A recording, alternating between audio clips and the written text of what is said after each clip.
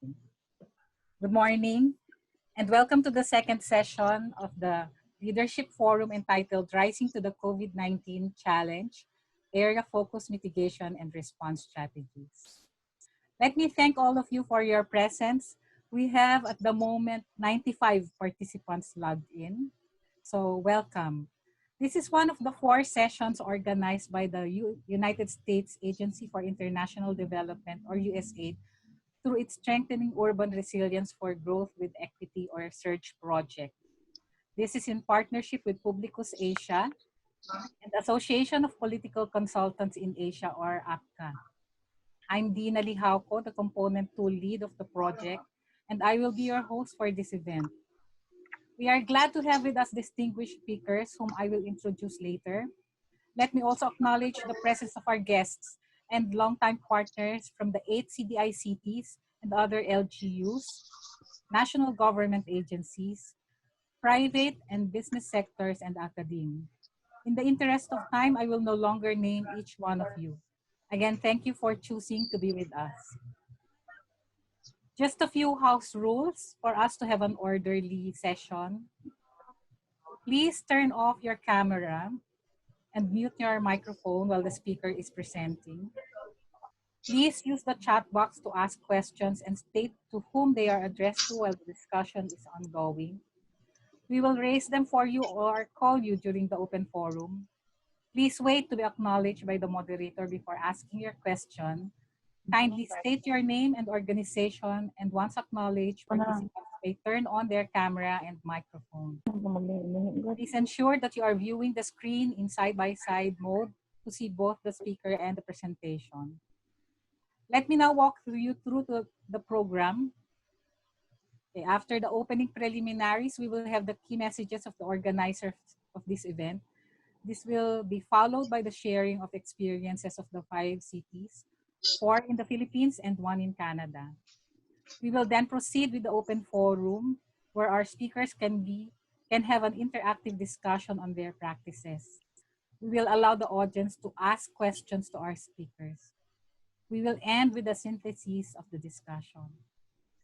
At this point, I would like to call on Mr. Sergio Andal Jr., Chief of Party of the SURGE project, to give us a brief background of this activity. Sir Serge. Good morning. Magandang umaga sa inyong lahat. I would like to welcome all of you to this roundtable session, which is the second, as pointed out by Dina, the second in a 4 set of sessions on local policies and responses to the challenging environment brought about by the COVID-19 pandemic. So thank you very much for sharing your time with us for the next 2 hours. SURGE is implemented by the International City County Management Association based in Washington, D.C., which is an association of city managers globally. PUBLiCUS Asia, Incorporated, is the first and only SEC-registered political consulting and lobby firm in the Philippines. Our moderator, Professor Malu Tiquilla, is the founder of PUBLiCUS, although she is currently on leave to take on the job of president of the Universidad de Manila in the city of Manila.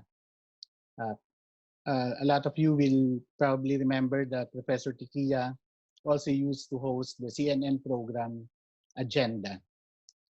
The Association of Political Consultants in Asia, or APCA, is an association of individuals who promote the professional conduct of political consulting and campaign management in the Philippines.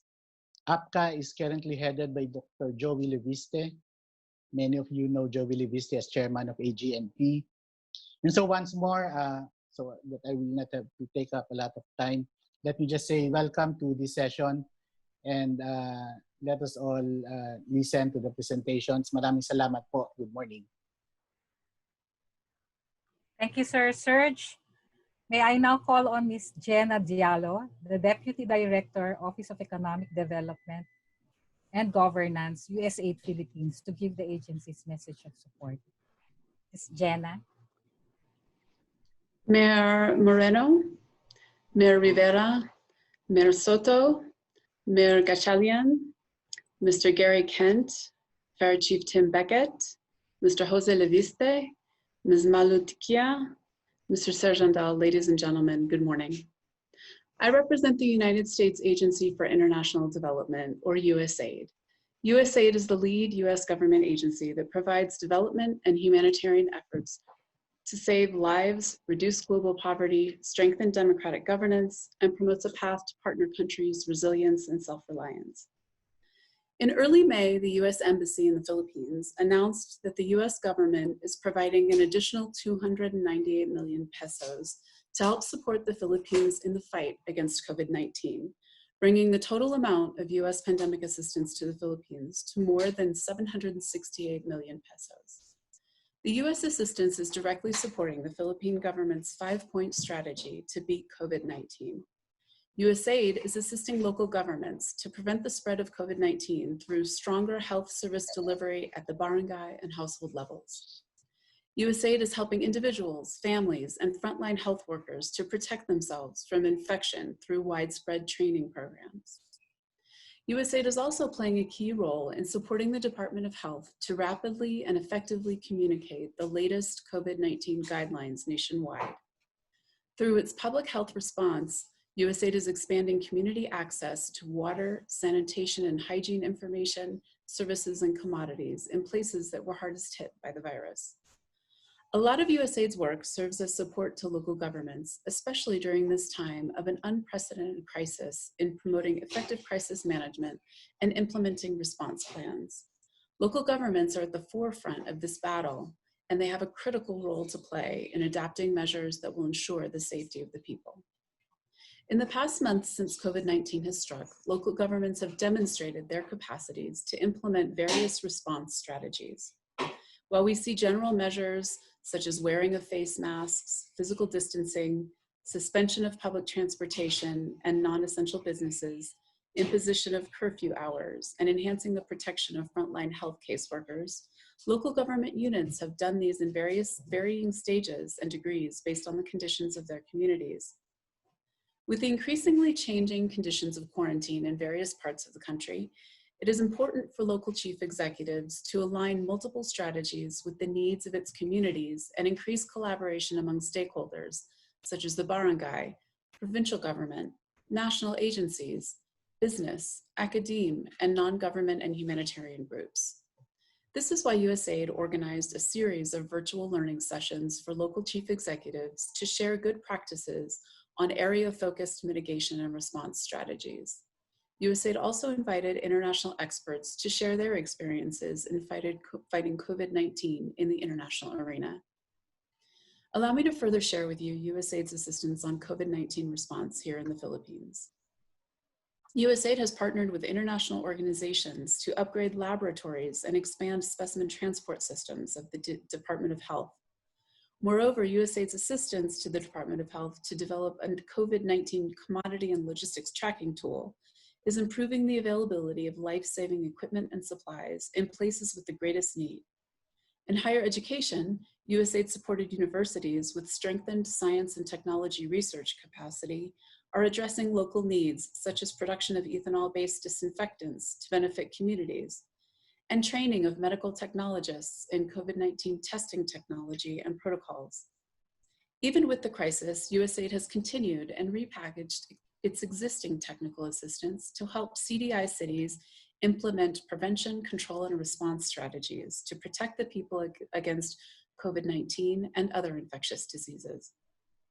Through the SURGE project, USAID is supporting water service providers to identify and implement strategies for emergency response and business continuity.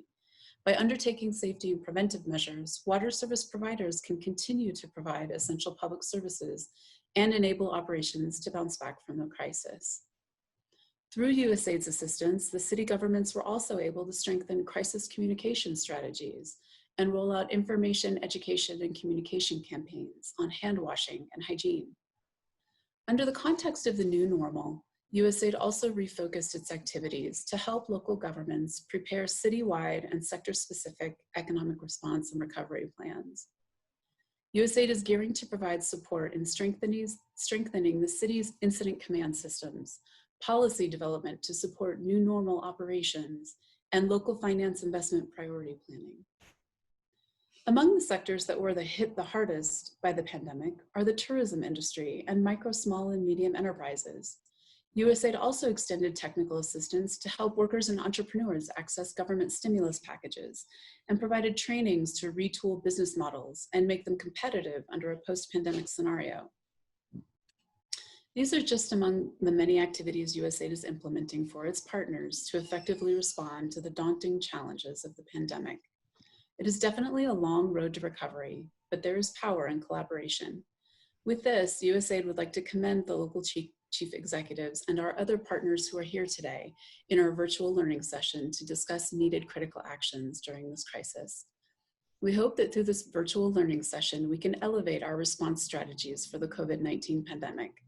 May the session be productive and help us see through good practices and lessons in advancing good governance. In all of these, USAID remains your friend, partner, and ally in times of need. Again, thank you everyone for your support. Mabuhay tayong lahat. Thank you, Ms. Jenna, for your inspiring message. And thank you, USAID, for your continued assistance to the Philippines, especially on COVID-19 response. We will now move on to our most awaited portion, the sharing of our speakers. We have with us today honorable mayors leading 4 highly urbanized cities in the country. They are considered the top most competitive cities in the country according to the Cities and Municipalities Competitiveness Index of 2019. This is based on each city's economic dynamism, government efficiency, and infrastructure and resilience. With us today are Mayor Oscar Moreno of Cagayan de Oro City, Mayor Ronnel Rivera of General Santos City, Mayor Victor Maria Regis Sotto, Pasig City, Mayor Rex Gatchalian, Valenzuela City. And joining them are international guests from the international guests, and they are Mr. Gary Kent, Chief Financial Officer and Commissioner of Corporate Services, and Mr. Tim Beckett, Fire Chief, both from the City of Mississauga, Ontario, Canada. Finally, it's my pleasure to introduce Ms. Maria Lourdes Tiquia, President of the Universidad de Manila. She will be our moderator for this segment. Ms. Malu, you may have the floor. Okay, good morning to everyone. Let us start our panel discussion by having Mayor Moreno, Mayor Oka Moreno, probably in the lineup as introduced by Diana. We will have Mayor Moreno first, Mayor Rivera, then Mayor Vico Sotto, and Mayor Gatchalian. If you are not available when your turn comes up, I will be calling the next one. And then after the Filipino, the city mayors panel, we will call Messrs. Gary Kent and Tim Beckett. So let's start with Mayor Oka Moreno, please. Thank you very much, Malu. Good morning everyone. Of course, to my fellow mayors, Mayor Rex, Mayor Ronnel, Mayor Vico, good morning, and to our guests, and to all the attendees. Quite amazing for this conference to be attended by more than 100 participants. No, that's quite impressive. And let me begin because I understand this conference is about sharing experiences, focused mitigation, and response strategies. Let me focus first on the challenges that Cagayan de Oro challenges that Cagayan de Oro faced initially, and then along the way, and then now, and I would anticipate in the future. The first COVID positive case in Mindanao was here in Cagayan de Oro. Although he was not from here, he was from Lanao del Sur, a different region. But that precisely showed how complex the situation here. No, now Cagayan de Oro is the center of the region, convergence center, trading center, and so on. The hospital care center, and right in the middle of the upper half of Mindanao. And as the hospital care center, Cagayan de Oro is the host of the Northern Mindanao Medical Center, the COVID-19 referral hospital for Northern Mindanao. USAID search might be interested to know that Northern Mindanao Medical Center was established in the early years of the American era in 1917. That was the first public clinic here in the upper half of Mindanao, and it was called Misamis Public Clinic. In much as the same way that Cagayan de Oro was the site of the first public high school at the onset of the American era. So the challenge here was being the center, the convergence point, the travel hub, and also the host of the COVID referral. We had to position, we had to somehow explain to our people, given the apprehensions, the anxieties, and so on and so forth. I remember in the beginning, when DOH told private hospitals, and there are quite a lot here, that they would also receive, admit COVID cases, they were frantic. They came to me and complained that they cannot do that, and so on and so forth. The second challenge, I'm sorry. The second challenge is uh, being the referral hospital. Northern Mindanao Medical Center not only admits those from the region, but also those from outside the region, like Lanao del Sur, given the proximity to Cagayan de Oro of Lanao del Sur and Marawi City, no? And so we're looking at many, shall I say, patients. Of course, the most difficult challenge in the beginning was we were completely in the dark. We had no testing capacity. We didn't know about COVID and no cure, no vaccine, and so on and so forth. So we had to learn every step of the way. What I did was I asked the DOH regional office and then the Northern Mindanao Medical Center and then the police and the city health office to join me in a daily press briefing. We started this in March 13, and we are now already over 80 of those press briefings on a daily basis, except only Sunday and last Good Friday.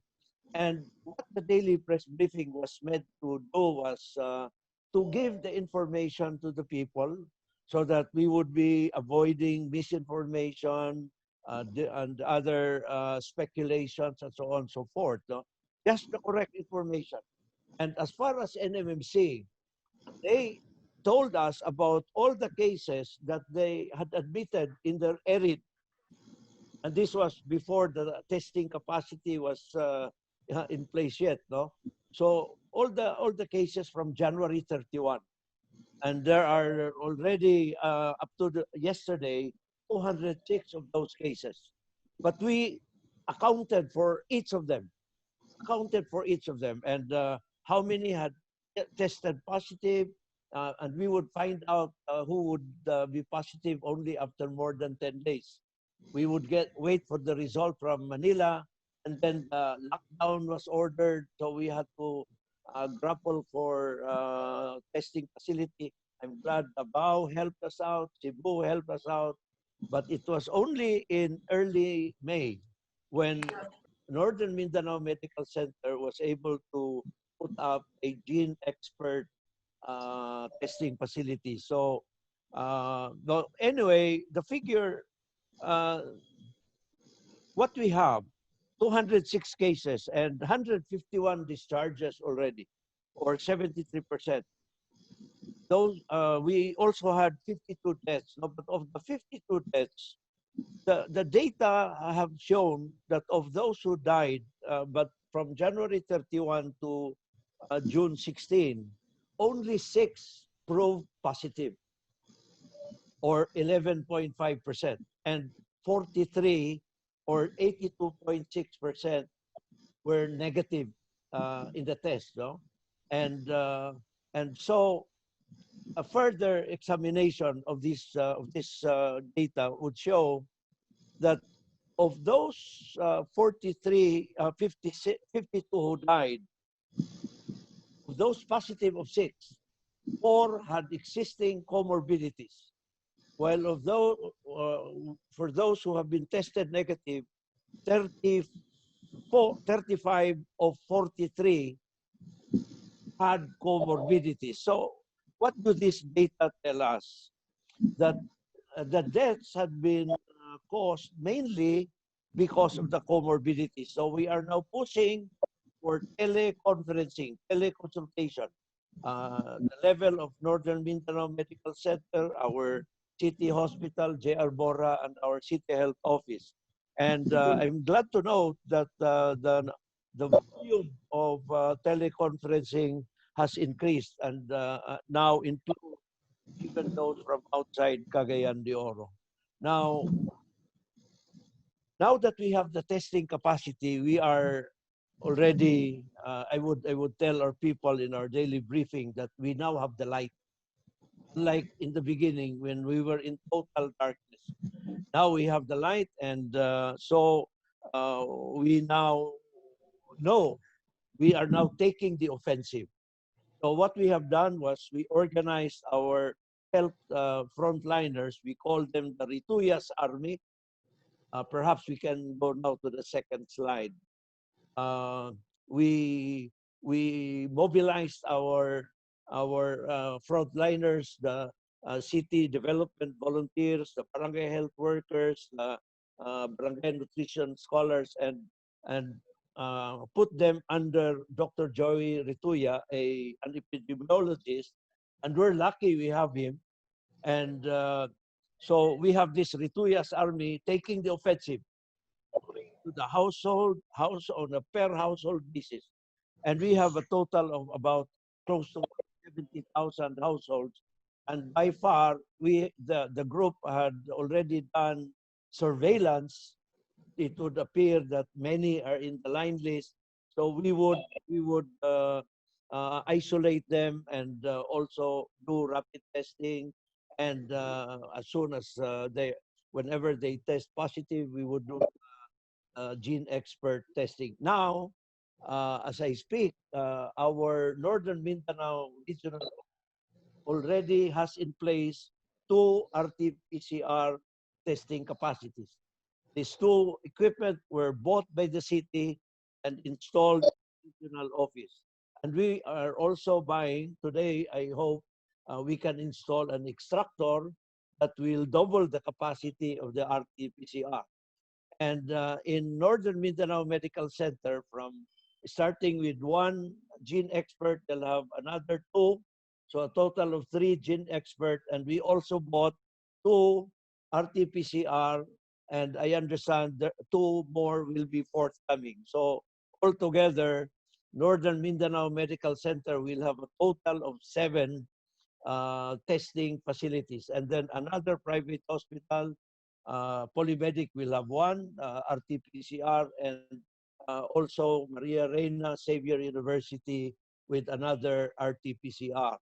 So looking ahead, the challenge that I think we are facing, aside from, of course, that the virus still is here, no, is how do we respond to the new arrivals?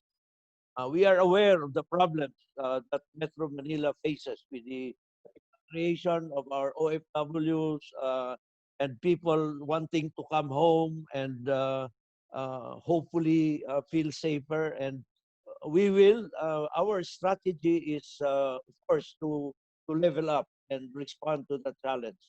And it's one lesson that really has taught me very, very profoundly in this epidemic is teamwork really works, no? Our teamwork, which developed with our daily press briefing with the Northern Mindanao Medical Center, the Department of Health, the City Health Office, and our City Council, of course, and also our Ay, ini health nagipadala ang kwan ha. Case ha. health frontliners. So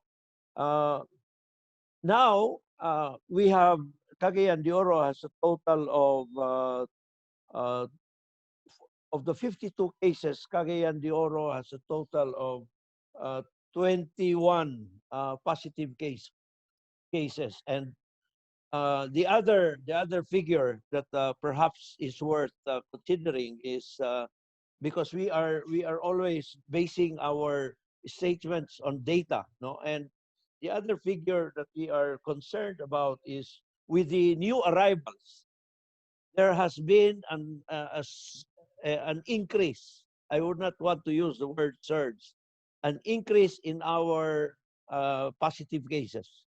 And the increase has been largely because of the new arrivals.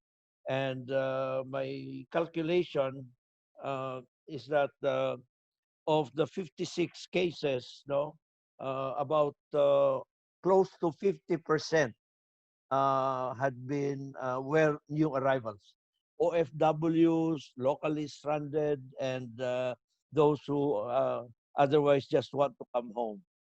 So with that, I'd like to thank USAID for the opportunity to present our case.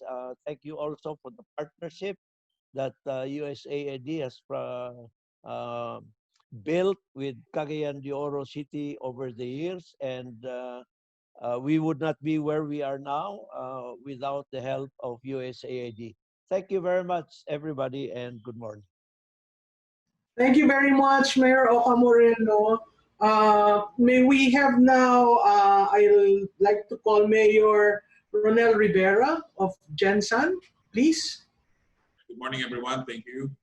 To USAID Surge Chief of Party, Mr. Joandal, of course, Ms. Jenna Diallo, the Deputy Director of Office of Economic Development, Mr. John Avila of USAID, Mr. Jose Leveste, President of the Association of Technical Consultants, of course, our very own Ms. Gemma Borreros, our Program Coordinator for USAID Surge, and Ms. Malu Tiquia, our Moderator. My fellow mayors, Mayor Moreno, Mayor Sotto, Mayor Gatchalian, and our international experts from Canada, Mr. Ken, Beckett. Once again, good morning. We'd like to thank the USAID Surge for providing us the opportunity to share Gensan's sampling COVID experience of fighting on the ground and breaking the chain of infection. Well, General Santos City is a highly urbanized city and known as the capital of the country. It is the economic hub as well as the gateway to Region 2. With an estimated population of around 700,000 people, or almost 200,000 households, we are more or less comparable to the size of Macau, Las Vegas, Taguig, or Pasig. Gensan's hospital bed capacity is 1,140, both public and private hospitals, and our total COVID bed facility can only handle 51 patients. Our public health system is covered by 12 rural health units serving 26 barangays. This was the situation before COVID-19. As you can see, Gensan's health capacity cannot sustain a long fight with COVID-19. We studied the data. COVID overwhelmed other countries and cities with more robust health system. That's why Gensan's adopted the fight on the ground concept. As early as February, we are one of the first LGU to declare a state of calamity in the country. We needed to access much needed calamity plans for our COVID preparations. To monitor our PUM and PUIs at the community level, we strengthened our Barangay Health Emergency Response Team, or called PHERCS, established the Barangay COVID-19 Control Force, or BCCF, consisting of 12,000 volunteers based in our 621 puroks. We also closed our airport and seaports early and limit our border entry to essential personnel and supplies. We did not expose our medical facilities and personnel to unnecessary danger. We focused on community-based interventions. After strengthening our community-based intervention, Gensan shifted part of its focus on keeping the economy alive.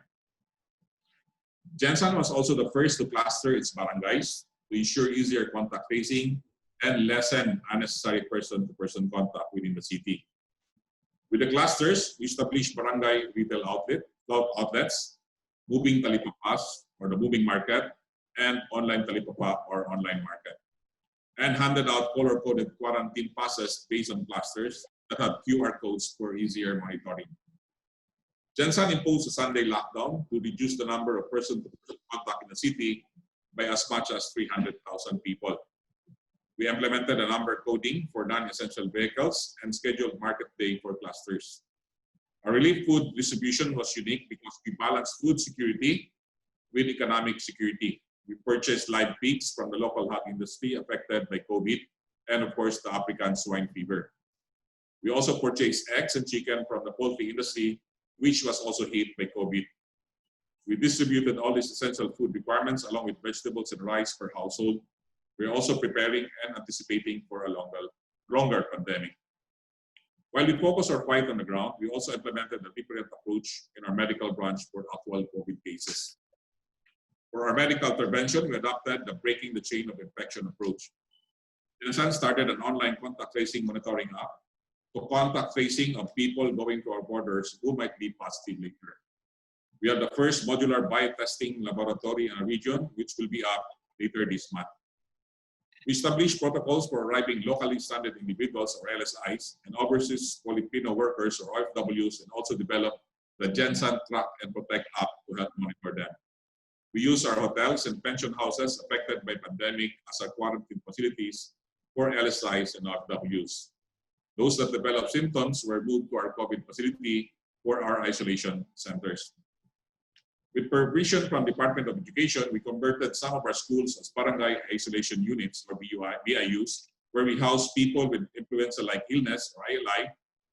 With this, to isolate and identify plain ILI cases and actual COVID cases. What are our key takeaways from COVID experience? And can we tell if our actions were effective? Based on our data, I can say we were effective. We were able to flatten our PUI curve from 3,060 to 374. We also managed to secure and isolate all our 61 suspected cases. Jensen only has 3 COVID positive patients. All of these patients are imported infection, and one coming from Davao last April 7, and 2 returning LSI from Cebu last May 31st. All of them were properly treated and isolated. The important learning this pandemic is the importance of data-driven decision-making. Another learning is that everybody should be consulted before making an important decision. COVID also enforced the philosophy that a community-based approach is one of the best options against COVID. Another community-based initiatives are successful because the community knows their role and they are the focal point of the program. To the fact that COVID is here unless we have the cure or a vaccine. We need to invest in non-pharmaceutical intervention so that people can have a better understanding of the role and responsibility in the new normal. In closing, I would like to quote Sun Tzu when he said, "The supreme art of war is to subdue the enemy without fighting." We knew we could not win a fight against COVID on a medical level because there is no cure or vaccine. So we used what we have, which was our economy and our people. And we picked the place of the battle, a place where we know we will win. All of these while strengthening our medical capabilities. Thank you very much once again. Good morning. Thank you very much, Mayor Rivera. May we now call Mayor Vico Sotto? Ay, magandang umaga po sa ating lahat. Good morning, Miss Malu. Good morning, Miss Malu. Good morning. Lahat, to my fellow speakers, to everyone watching right now, magandang umaga po sa inyong lahat. Actually, si Sir Andal was my former professor in Ateneo back in 2010 or 2011. And I learned actually a lot from him na apply ko ngayon. So I'll be very, very brief. I also want to hear from the other speakers as well. But I think one of the key things in this crisis with the COVID-19 is really that first of all, there's no playbook for what we're doing right now.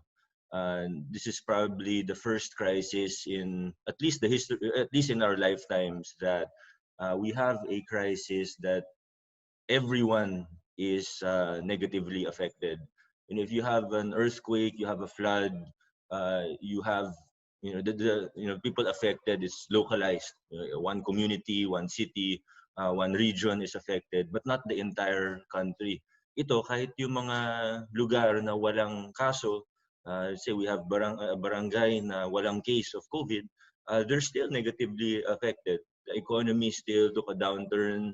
People still lost jobs. So again, this is the first crisis where all 100 million Filipinos have been negatively affected, and we don't have a playbook for this. Yes, we know, we see what's worked in other countries, in other cities, in other LGUs. We try to copy that as well. But the reality is, again, there's no playbook, and we have to admit, I think the first thing, if we want to be successful in our COVID-19 response, and I'm very hesitant about saying that we're successful, because there's still cases going up.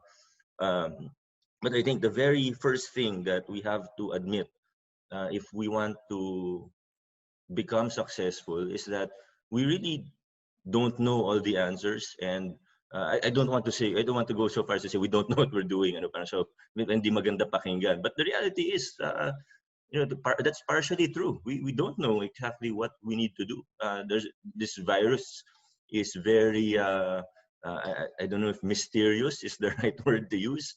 Studies, even by experts, are conflicting.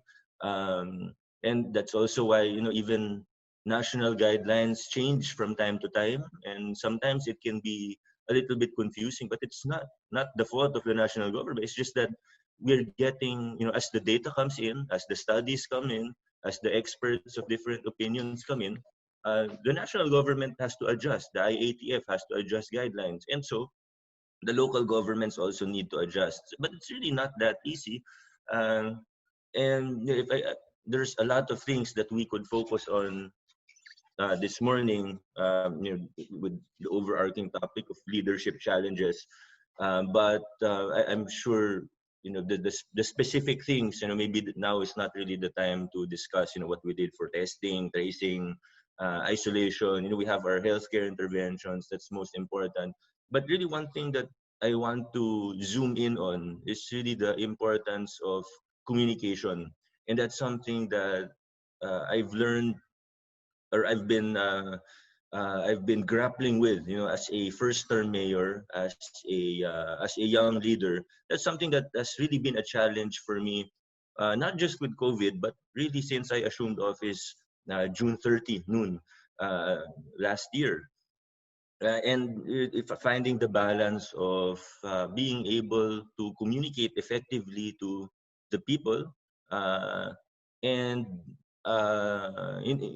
in a way na hindi naman over, really that's something that's been difficult. And the importance of communication is really highlighted when you have problems, or when you have a crisis, um, and here in Pasig, we have dito pa lang, sa loob pa lang ng lokal na pamahalaan, challenge na ito.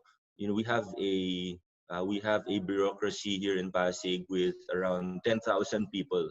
So internally, meron ng challenge to communicate a simple policy, even with regard to, let's say, contact tracing. Ano ba yung gagawin natin? Ano ba yung policy natin? Pagka may close contact, i-quarantine na ba yan? Okay lang ba naka-home quarantine? Ano yung protocols natin? Sino ba yung dapat i-test? Sino yung pwedeng i-test? Internally pa lang, or within our local government unit alone, it's already a challenge. Even if, let's say, I issue a memo, I post on social media, I meet all the department heads, I meet our incident management team, it's still a challenge. Hindi pa rin talaga nagtitrickle down to the lowest level, or to all levels, yung impormasyon. Now, you will multiply that, 10,000 pa lang, difficult na, LGU pa lang, mahirap na, multiply that with 800,000 Pasigueños, or maybe close to 1 million Pasigueños. A simple policy such as a supplemental amelioration program from the city becomes all the more difficult.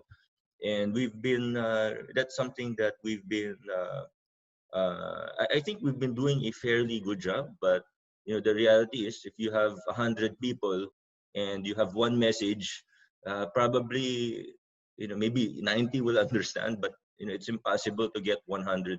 And we do say that we use repetition, using or utilizing all modes or all means of communication that are available to us. One of the things that I've had to adjust with my even leadership style is accepting more interviews and media engagements. It's something that I didn't really do early on, and it's something that I even refused to do in my first or second quarter until the third quarter of my of our administration here, which is something that is very, very challenging. That's probably the most important thing that I've learned throughout this whole crisis is the importance of good and effective, efficient communication and streamlining even the process of communication first within the bureaucracy. Kami ka lang, hindi na nagkakagulo na kung ano yung mga policy, ano yung dapat gawin. How do we expect that we'll be able to communicate it to 800,000 people? So obviously we're not perfect. We still have a lot to learn. I still have a lot to learn when it comes to communication, but I'm happy to say that we've been improving, and as we improve with how we communicate within the city government and outside, to our constituents, we're able to implement our policies more effectively. We're able to implement our centralized quarantine more effectively. We're able to do contact tracing more effectively. We're able to do our testing programs more efficiently. So that's that's something. And here, this crisis, I think, and the second thing is really as we communicate and we adapt towards the new whatever the new policies are, let's say from the national government. Again, it's very challenging, but it really presents us with a new, a lot of different opportunities. Sabi nga nila, diba, it's not the crisis itself that will define us, but it's how we respond to this crisis. And really one thing that we see in this guy, and this goes hand in hand with my first point of good communication. How do we take advantage? Of course, no one is happy about what's happening. People are still dying, people are still getting infected. Pero wag din natin sayangin yung pagkakataon for societal change, for changes in our bureaucracy, for changes in our governance na positive. Kundi talaga, at least sana may magandang maidulot naman itong COVID-19. And I'm talking about changes in our transportation system, making our public transport system more effective. This has been a good opportunity to, like, for example, a very specific example for biking. Di ba, meron notion na it's too hot to bike in the Philippines. It's hindi mag-work yan dahil may pollution. But with COVID-19, we were able to prove. We saw so many of our employees here at City Hall. We saw them biking to work, and they bike to work. Masaya naman sila. Yung iba, sabi, kahit na may jeep na ulit, kahit may UV na ulit, kahit may bus na ulit, magbabike to work pa rin sila. So we see that. Ano yung gagawin ngayon ng pamahalaan? Are we going to just waste this opportunity and then go back to normal? Wag sana. So it's up to us to see and identify the opportunities for change. That biking is just one example, but strengthening primary healthcare. Dati pag may konting sugat, diretso kagad sa ospital. Ngayon, takot yung mga tao pumunta sa ospital dahil sabi nila may COVID. So, imbes na pupunta sila kagad sa ospital, pupunta muna sila sa health center, which is actually the right way of doing things to decongest the hospitals para hindi ma-inundate yung mga hospital. Strengthen your primary healthcare system, then you can get to universal healthcare faster. So these are just two examples, transportation and improving our healthcare system. Two concrete examples of things that we can concretely improve and use the opportunities presented to us by this crisis to make sure that once we head to the new normal, once we head to the post-COVID world or the post-COVID society and governance, that it's better than it was before. And again, we can only do that if we communicate to the people properly. Na ito yun, yung mga primary healthcare centers natin, pumunta kayo dyan bago kayo pumunta sa mga ospital natin, and the same with biking, the same with all the other opportunities presented. We have to make sure that we seize the opportunity to make sure that we capitalize on the opportunities presented to us by COVID-19 and this pandemic. So, thank you. Good morning po ulit sa inyong lahat. Thank you very much, Mayor Vico Sotto. May I now call Mayor Rex Gatchalian, please? Well, before anything else, I'd like to thank PUBLiCUS as well as USAID for having me. I don't want to behoove already what has been said by the other mayors. I think all of us has a common denominator, and most of what they said were also the challenges of Valenzuela. But I have a brief presentation that captures a lot of details as to what happened during those times. All right, so adding to what the other mayors already said, some of the challenges we had during those times were, number one, the country lacked a national ID system. Yes, the law is already there, but given that it has not yet been fully rolled out, it was very difficult to find target segments. For instance, when we were giving out our relief packs, our food packs, we wanted to first get them to the poorest of the poor or those that are in danger of going hungry. We knew the broad data, we knew the broad strokes, but for lack of an ID system, we didn't actually know their names or their last names. So that was a big challenge. There comes about the incongruence between what the Department of Health was actually saying publicly and what was happening on the ground when it came to testing capacity. See, early on the game, the Department of Health kept on saying, look, we have this under control, we have the testing capacity, we're ready for this.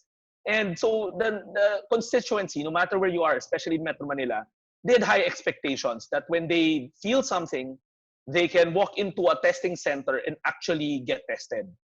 To add insult to injury, I guess, was the lack of communication as to what were we testing for. The Department of Health wasn't very clear at the onset as to who they were testing. There was much lacking in the communication plan, meaning a lot of people thought that they were going to be tested. Every single Tom, Dick, and Harry would be tested, but it turned out that there were protocols to be followed. And what was being said nationally, what was being broadcast nationally by the Department of Health in the airwaves wasn't what was happening on the ground, and it was frustrating a lot of constituents. They were looking for testing because they said they saw on TV, but in the end, they couldn't find it. The third challenge we had, which is actually related to the second one, is the lack of clear guidelines early on from the Department of Health when it came to running or setting up your isolation facilities. What are the protocols for symptomatic or asymptomatic patients? Sadly, for the record, most of these protocols came in belatedly. The local government units like Valenzuela, we were left to fend for ourselves. We were left to figure out how to set up isolation units. We were left to figure out how to handle symptomatic or asymptomatic patients early on. Yes, the Department of Health came up with these guidelines later on, but to put it bluntly, government units took the lead and established their own protocol and rolled it out. Now, moving on to the next slide. All right, now what did the local government do to address those challenges I posed? For lack of an ID system, we used our CBMS data. Valenzuela has been very religious in compiling its CBMS data. We actually used that sort of app to figure out where these people are whenever we were targeting certain segments of the population for relief or food assistance. We were using primarily the CBMS data that we had on hand as a compass to locate those that are in need. Number two, Venezuela's kind of proud of this. At the end of the day, when we figured out that DOH didn't really have a concrete plan on testing and people were already clamoring for it, the LGU took the initiative, not just in contact tracing, but in actually testing. Valenzuela is proud because we came up with that template of a public-private partnership. We didn't have the capacity at that time. We had the kits. The FDA gave us a list of kits we could buy, but we didn't know where to process them. At the end of the day, we ended up signing up with FDA-accredited private labs. We figured out that a lot of these labs are already in the near stage of being accredited. They have the capacities, and it's lock and load. So as we speak right now, Valenzuela isn't using the government laboratories anymore because of the turnaround time. Using private labs, 4 as a matter of fact, and we've already been able to churn out close to 1.5% of our population PCR tested. And we plan to build our own lab, but in the meantime, there are still more capacities out there in private labs, and we will continue to explore these public-private partnerships and signing up memorandum of agreements with private laboratories. The third fact we also realized was, given that the Department of Health at that time didn't really have clear guidelines on a lot of things, setting up isolation units, handling of symptomatic or asymptomatic patients, testing protocols, we realized with the wealth of data that we had, because we had our local testing up and running by Holy Week with our private laboratory partners, we figured we can come up with our own guidelines and our own protocols. And again, Valenzuela is quite proud of that, because we were one of those that raised a holler when they decided to remove PUMs from the hierarchy of PCR testing. Right after Holy Week, the Department of Health changed the categories of how we look at how we categorize our patients or our clients. And they said, look, the former PUMs or person under monitoring, we won't be testing them anymore. But at that time, Valenzuela already had enough proof using our lab results with our private labs to show that you can't remove the PUMs from the list because they were testing positive. And we raised that so many times through media and talking to the Department of Health. And we were glad that the Department of Health actually listened to us and brought back the PUMs in the testing hierarchy. Now, lesson learned, we have a couple actually. So the lesson learned, we realized that the LGUs cannot wait, like Valenzuela cannot wait for the national government to roll out its national ID system. It might be harder for them to do so because of the size and the scale of it. But at the end of the day, we're going to do our own family cards, so that when the next pandemic comes along, we will have our own database to run after these families. And to continue to look for capacities in the private sector. There's a lot of efficiencies that can be made by drawing linkages between the public and the private sector. So there you have it. I won't be taking much of your time. Malu, thank you. Mayor Rex, may we have Mr. Gary Kent? Good evening. Good morning. It's good evening from Canada. Thank you for the invitation, and I've really enjoyed listening to the previous mayors. And so maybe we'll give you some perspective, my colleague and I, from a staff perspective. So I'll take the first few slides, and then I think my colleague, Chief Tim Beckett, is going to do the rest. So I don't know if we can make that slightly bigger, but we'll just walk through this. So next slide, please. Okay, great. So we were invited through the Canadian Association of Municipal Administrators. And Tim, I don't know if you can just get that slide deck a little bit bigger for folks. Perfect. So there you go. So CAMA is actually the city managers across Canada who come together and share best practices. There's actually 5,000 municipalities in Canada. So it's a really good forum to share as you're doing today. We'll celebrate 50 years old next year. So next slide, please. So a little bit about Mississauga. You might not have heard about Mississauga, but it's a city of 780,000 people. It's the 6th largest city in Canada. And there's some key stats there. If any of you have traveled to Toronto, then you've actually landed in Mississauga. We have Canada's largest airport, Pearson Airport. We have over 145 languages spoken. So this is an international crisis that we have felt. We have 70% of our workforce population have a post-secondary education, and we've got over 1,400 multinational firms. We are solid from a financial perspective, and we've got a AAA credit rating for the last 16 years. We're just west of Toronto, if that helps you. Next slide, please. So our council is actually our mayor, Mayor Crombie, that's her in the middle, and 11 councillors. So in Ontario, we do not have a strong mayor system, which means that the mayor actually has only one vote.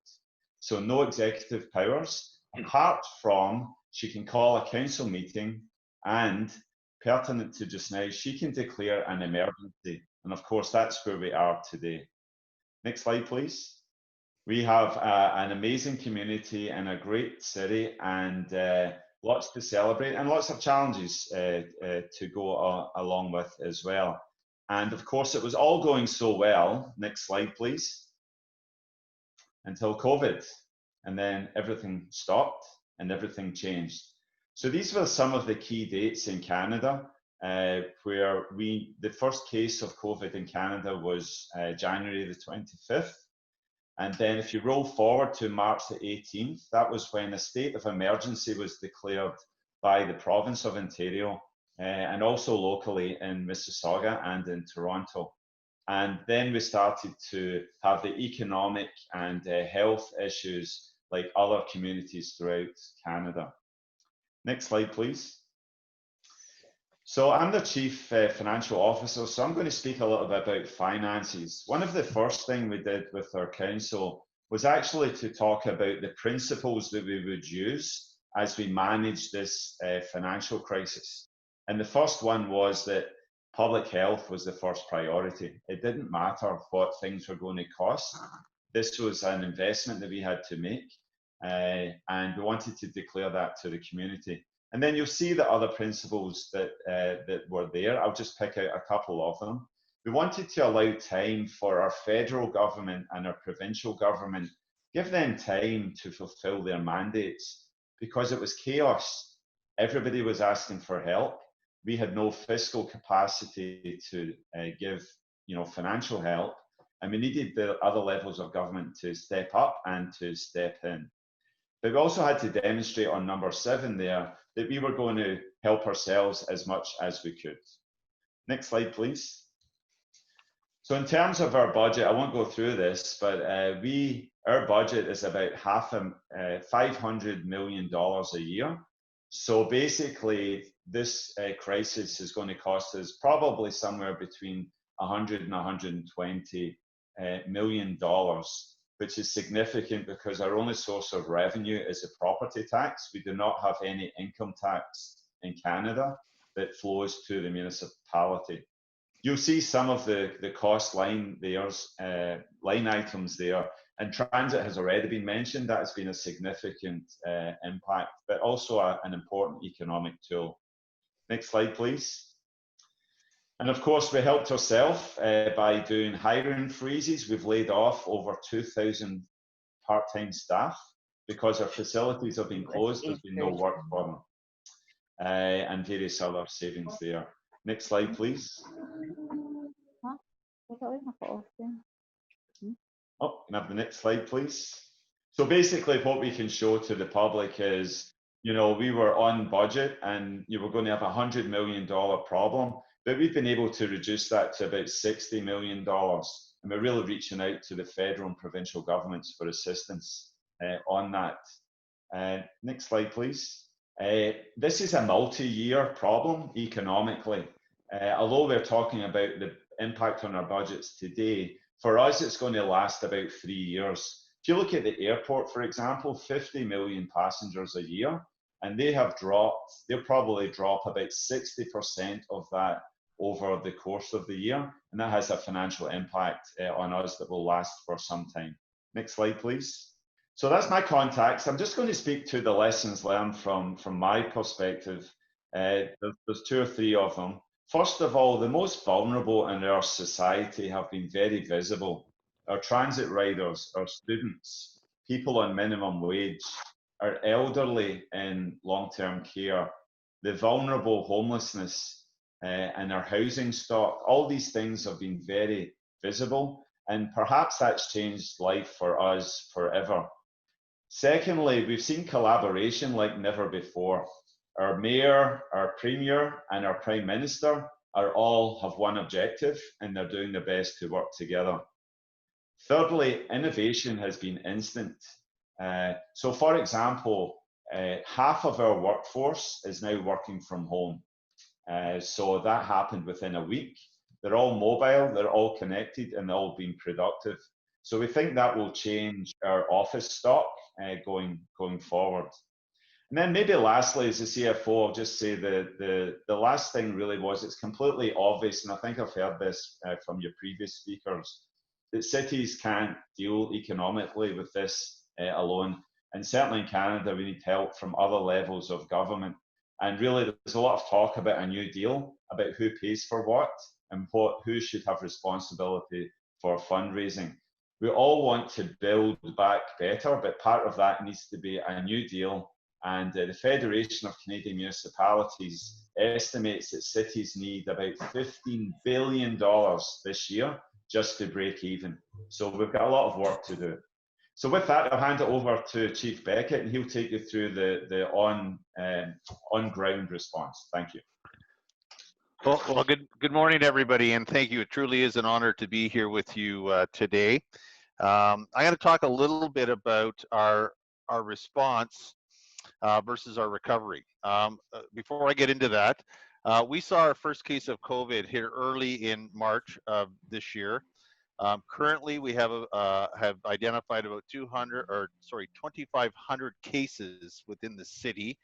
And within the region that Gary had talked about, we're about 5,600 cases within the region. So Mississauga accounts for about half of those cases. We've seen about 542 deaths within the city or within the region. It started out primarily as travel, so it was spread through people that traveled overseas during spring break or down to the USA, came back home, brought it home with them. Pretty soon thereafter, we started to see it into community spread.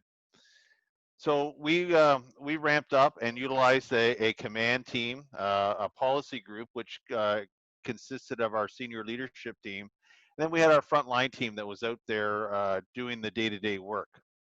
As Gary talked about, we're a two-tier government system.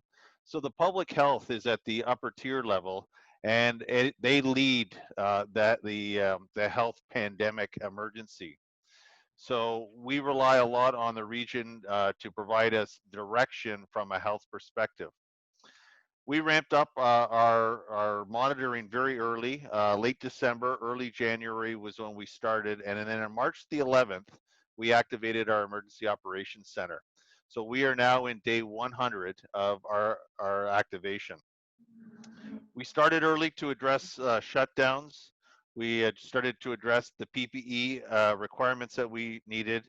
And of course, we pulled out our business continuity plans, something that we've been working on over the past several years. Gary talked a little bit about this. A declared state of emergency provincially was done on March the 17th. On March the 18th, the region declared their emergency.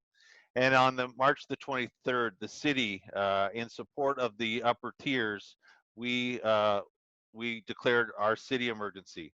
This also allowed Mayor Bonnie Crombie some additional powers under the Emergency Management Act. And the interesting thing, though, through this is she has such a collaborative approach with council. She really has not had to enact any of those special powers that she's had, and that has helped us out a lot. Our staff numbers, 2,700 full-time, about 3,000 part-time. We divided them up quickly into what were essential services, what were non-essential services, who could work from home, and then who had no work at all, and what we would do with them if they couldn't come into the office. Granted, our IT division worked very well and got everybody set up. At one point in time, we had 2,700 people working on the same time on VPN connections within the city, which is an incredible feat. We did close all our facilities. All our facilities, city facilities, were closed down. We ramped up what services needed to be carried on, and a lot of it, our services continued online. We ensured that, like I said, everybody had work from home capabilities. And then the interesting piece was during the incident early on, we encountered some staff that contracted or were tested positive for COVID. And this put a strain on our HR department and some anxiety within other staff. So we had to figure out how we dealt with the individuals, how we would deal with the staff anxiety, and then deal with the whole cleaning and disinfecting of the facility that they were in. So our incident carries on, but we move from response into recovery. And our recovery system is set up in 4 different pillars. We look at a recovery from a corporate sense, so our city services, many that remain online, but how do we start to bring back people into the city hall and the city facilities? We have a community recovery that looks at parks, programs, and city-run events and how we get the community back to its livelihood. We have an economic pillar, which really looks at small and medium-sized businesses, our tourism, and our hospitality industry. And then our financial, which Gary had talked about, and really it's about our corporate finance and how do we bring that back. And as Gary said, we could see a 3-year impact on our recovery there. This is all being done in phases and stages, and it's really guided by the medical and our scientific advice. So both the medical advice from our local health officer at the region level, but also at the provincial level. The provincial itself has actually established a number of orders, and it is the one that actually has the power to open and close things, and has done so in consultation with the region. As you saw, the City of Mississauga is right beside the City of Toronto. As of right now, the rest of the province that we live in has opened up into what they call stage 2. The City of Peel, the region of Peel and the City of Toronto are actually remain in stage 1. So we're actually a little behind the rest of the province based on the number and the medical advice that we're receiving. So when we look at some of the positives learned on this, we had to be on top of this situation early. Once we found out about things, we jumped on it. We had early monitoring and quickly put a team into place. We had strong business continuity plans, so we were able to take those plans and allow us to prioritize our critical or essential needs. We had a very structured incident management team that allowed us to ramp up quickly and organize things. Over 200 people were trained in emergency management programs and allowed that team to come together. We heard earlier about strong communications, both internally and externally. We had a dedicated public information officer and their team brought in. The mayor of our great city became the public face and the spokesperson for the city and was the one responsible for putting the information out to the public. The most important thing that was positive for us was that we have a strong corporate and an internal corporate organization that is flexible and adaptable. And that combined with our council support has allowed us to really normalize quickly. So in this pandemic piece, we normalized quickly, and our new normal is now our regular day-to-day activities, which is a whole lot different than it was pre-COVID. Some of the concerns that we've identified, it's a public health emergency, and that the region and the province really have control over to which we are reactive to all of their control. We can't decide what we open and what we close. We're reliant on public health and the province to do so. The information changed very rapidly for us. We would just quickly get out a FAQ or a standard operating guideline to staff. And as soon as it went out, the information changed, and within hours, we were producing new FAQ answers to our questions and new SOGs. The shutdowns occurred very rapidly and swiftly. We had to react versus plan in some cases. And we heard a little earlier as well, there was really no playbook on this. This is the first time that many of us have experienced this. We don't have anything to compare to, and we utilized our strong aspects of our business continuity plans to kind of to work through this, but really no true playbook. When we look at our lessons learned, we learned that you know, you call in who and what you need quickly. No sense in waiting. If you think you need it, call it in and then downsize it from there. Make sure you have strong business continuity plans. Those are key to any planning, is making sure that you know what to do and how to do it when the time comes. Really establish strong supply chains early. What we found out was that everybody was in need of PPE, and if you didn't have strong supply chains, you couldn't get the PPE that you needed. The province took over the PPE supply chain quickly, and then started to prioritize. If you didn't have a pandemic stock in place, you were left scrambling at times. And we looked at contingency plans. If we didn't have PPE, what we would do. So a strong pandemic stock supply is also very important to any organization. We wanted to make sure we had strong internal communications. This was important to make sure our staff and the people that we work with really understood what we were dealing with, what to do, and how to react in certain situations. We needed to keep them up to date because anxiety and the whole aspect around the mental health behind this was very important and something we had to continue to keep an eye on.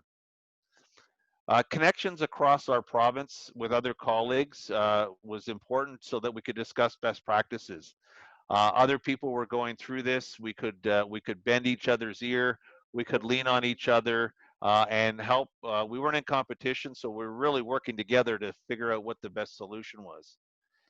And then at the at the end there is really having strong training and familiarization with the IMT incident management teams, so that when you do ramp up and people are brought into the room or the situation, they understand everything and the that you're dealing with, and the processes and the procedures that you're going through. We really have developed this new normal. And I like the comment I heard earlier about, let's not waste this opportunity to learn what the new normal could look like and how we can come out of this better and stronger.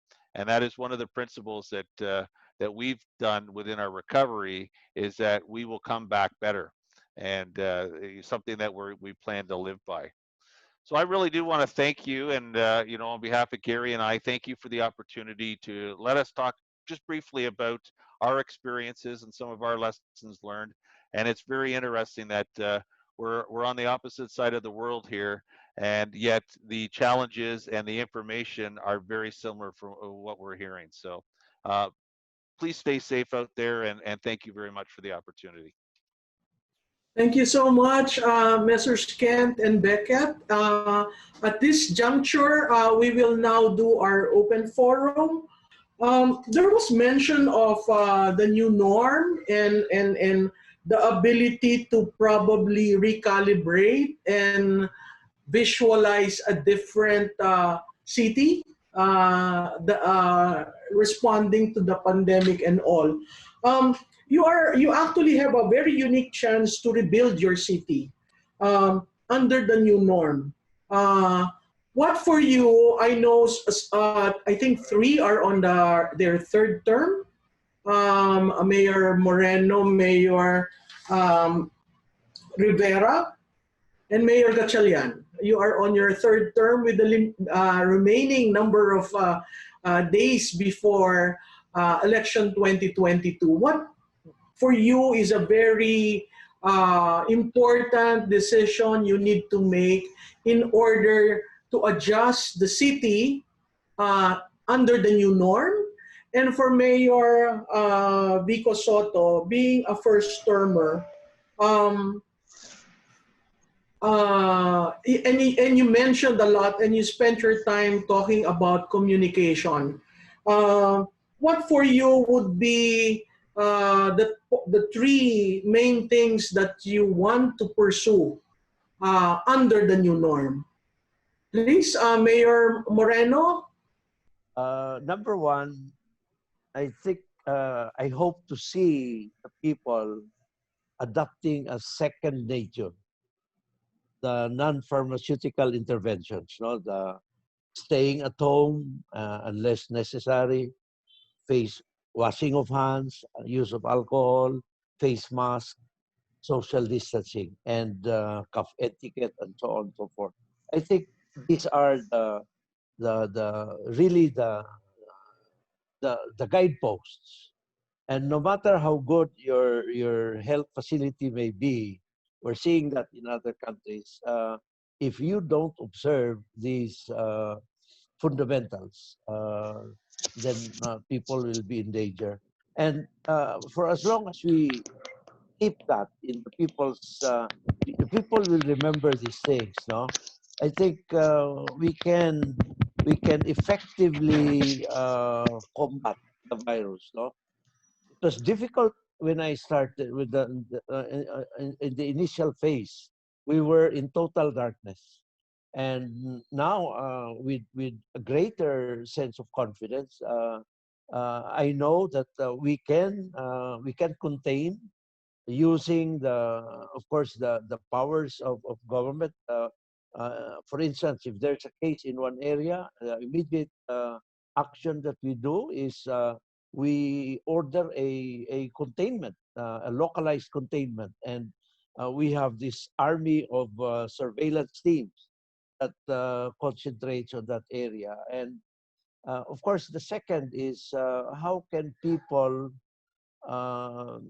show empathy to those who may have been infected. No, the discrimination, Malu, is quite hurting, and of course, if there is that feeling, I think people would tend to be more defensive and to share their defenses with their fellow men.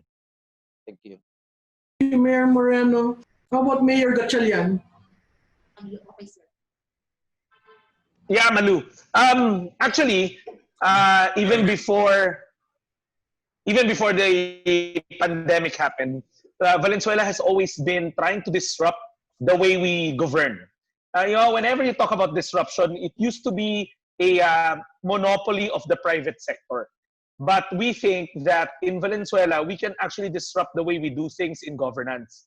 Case in point, I think you saw, Malu, we launched Pass Permit. It's the country's fastest business permit system.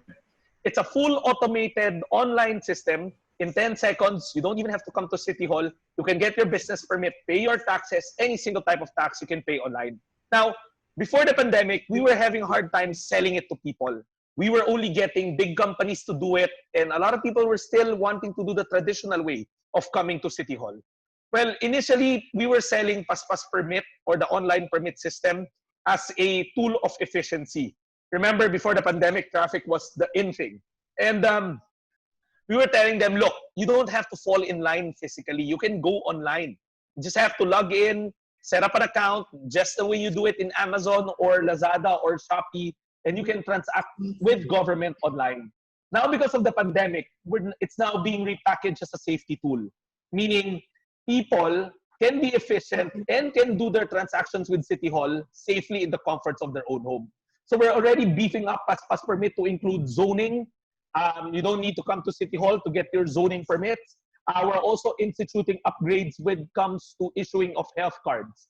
Now you can get your sanitation permits and your health cards through the permit system. So meaning everything from start to the end is going to be online. You literally don't have to come to City Hall anymore to do your government transactions. Mayor Gatchalian, Mayor Vico. Yes, so many things come to mind. I like the word that Mayor Rex used, the disruption. And I think really moving forward, that's the mindset that we need to have as mayors, as people who are governing. But very briefly, marami akong naiisip. No? There are a lot of things that come to mind. I'll just mention 3 quick things that we can sort of, again, capitalize on the opportunities that COVID-19 has presented us moving forward. First would be transport. I already mentioned that earlier. Right now, or even before ECQ, we have 10 to 15% of people utilizing 80 to 90% of road space. So clearly, our transport system is broken. And now we have people have more of a buy-in, that people realize, hey, we need to change how we're doing things, which will make it easier for us in government to push for change. We just need to make sure that we do just that, with bike lanes and everything.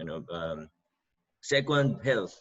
Again, I mentioned it a bit earlier, but before COVID came, we were actually already preparing for universal healthcare in Pasig. We already budgeted it, and the plans were there. Our plans were just a little bit derailed because of everything that happened with the pandemic, but we were already ready to implement universal healthcare this year. But a big part of universal healthcare is shifting towards primary or preventive healthcare, and that requires also some sort of cultural transformation, or at least transformation in the mindset of people. This pandemic will make it much easier for us to do that. I mentioned earlier, even the habit of going to a hospital for minor complaints or concerns. Now, people are scared to go to the hospitals, so they would rather not go to the hospital. So that gives us an opportunity to strengthen our primary healthcare system and our network, or healthcare delivery network. So that's just one example. So again, the second is health. And the third would be being able to get data, or improving, improving our data management. The new style of governance worldwide is to make sure that policy and decision making is data-driven, evidence-based. And to be frank, that's something that I've been having a difficulty with in Pasig, starting from July until now, because the data that we have is not that comprehensive. In fact, we did Pamaskong Hando, we did our Christmas giveaway program in December, with the aim of using that same model or same system in March and April of this year to collect data through a comprehensive survey. Again, like many of our plans, this was a bit delayed or derailed because of the pandemic. So that's the disadvantage that Pasig had, entering this COVID crisis, because we didn't have the necessary data. We didn't have CBMS data entering this pandemic. That was really a huge challenge for us. But moving forward, we will continue with that. The comprehensive survey that we had planned earlier, it was just delayed a little bit. But the advantage now is that it will be easier for us to convince people to cooperate with our survey because of everything that has happened. For instance, condominiums, exclusive villages, normally here in Metro Manila, it's very difficult to penetrate those areas. But now we can convince them to participate in our survey because they know that, with COVID, it was difficult to, it will make it easier to do things like contact tracing of the infections. So because they now have a buy-in, people realize now why this is important, why it's important to have these sets of data. It will be easier for us now in local government to implement these programs and get the data that we need. Thank you, Mayor Vico. Is Mayor Rivera around? Yes, sir. Same question. Mamalu, of course, right now, we're still in the period of uncertainty, because we don't know if there's a vaccine or a cure for COVID-19. But it is very important for us as leaders of the city to really communicate with people, especially on addressing the non-pharmaceutical intervention and focus on areas that we need proactive approach. So, like for example, we need to improve the health capacity. We need to come up with an executive legislative agenda for the legislation on the new normal. And of course, focus on economic and investment. So those are things that I think we need to focus on during this time, considering that we don't have yet the assurance of a vaccine or a cure for COVID-19. Thank you very much, Mayor Rivera. Let me now read some questions that have been posted in our chat box from Noem Bautista. There was mention of PhilHealth policies for the benefit packages in COVID-19, such as testing, inpatient care, and community isolation benefits. To the mayors, would you like to share with us your current efforts in maximizing the use of these benefit packages and securing PhilHealth accreditation of your current facilities to ensure financial risk protection of your constituents? Let me just run through the questions so that you can have your response. To the mayors, surprisingly, this is from Mayor Oscar Moreno. But let me read it. My son. From your son, okay. I saw the junior, yeah. Hindsight is always 2020. Now that you've personally experienced this pandemic, what specific area will you strengthen or improve to make your LGU better equipped to handle a similar situation? Third question, this is from Ernesto Bontuyan. Thank you very much to our mayors for the great leadership and for sharing success stories and challenges. The war on COVID is stretching the health system and resources to its limits, and yet the resilience of LGUs remains. That is very good observation. COVID-19 response is also affecting other critical health programs such as TB, vaccine preventable diseases, immunization, family planning, dengue, and others. How are the cities responding to the other health programs while keeping the COVID response effective? Who would like to take the first crack? Sige, ako na, according to sir, Mayor Moreno. Yeah, number one, PhilHealth, that's a very, very good question. No? You know, Malu, I have always been a believer of PhilHealth since I was congressman, and that was almost 20 years ago, or more than 20 years ago. And I was governor of Misamis Oriental. I had the largest enrollment of PhilHealth. No? And now, I still enroll with PhilHealth. No? Even if the government has announced that there will be PhilHealth for all and so on and so forth. No? Even the private hospitals, I talked to them in early January. This was before COVID yet.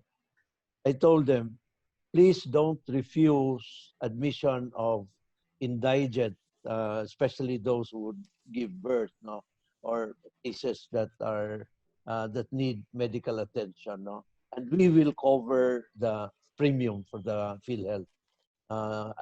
It's very difficult to get sick, and especially the marginalized sector, no. So now, that's why we are brave in tending to the arrivals, because we have the capacity with our city isolation unit, and out of around close to 20, we have already accredited with DOH more than 10, and also with PhilHealth, no, on the belief that everything there will be reimbursement on the part of PhilHealth, and unfortunately, we have been doing we've been conscious of having all these CIUs accredited with PhilHealth on that premise. But as I speak now, even up to this point, Malu, there's still no mechanism for the reimbursement scheme, no? But I hope PhilHealth will be able to install that. And what really, I guess I will have to say this, what really bothered me yesterday was when it appeared in the major dailies that PhilHealth is thinking of putting on hold the maternal care package. And that really shocked me because what that means is the universal healthcare package will now be put on hold as well. No, I listened to Mayor Vico, and I was impressed that aware siya sa universal health care. No, and in fact, itong pandemic has pushed the universal healthcare package, accelerated it to a large extent. No? So now what's happening in the city is ang Northern Mindanao Medical Center, the COVID referral hospital, is focusing itself on COVID and other major cases. Childbirths are now taken care of by the private hospitals and by the maternal care packages, by our health centers.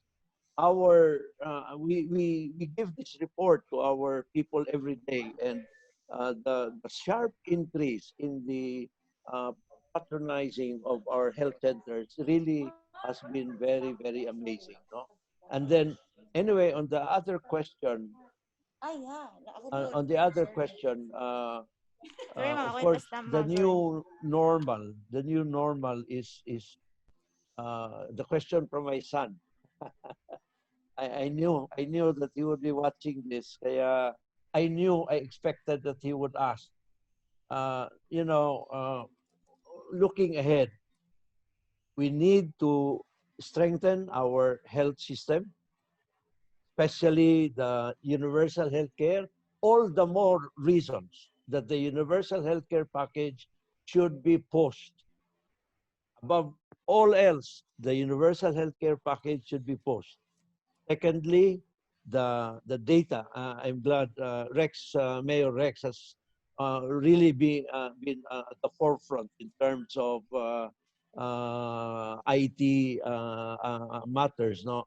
And what really is the target is, the pandemic. If there is anything good that had happened, that had resulted in this pandemic, it had really pushed the local government units to the to the streamlining level.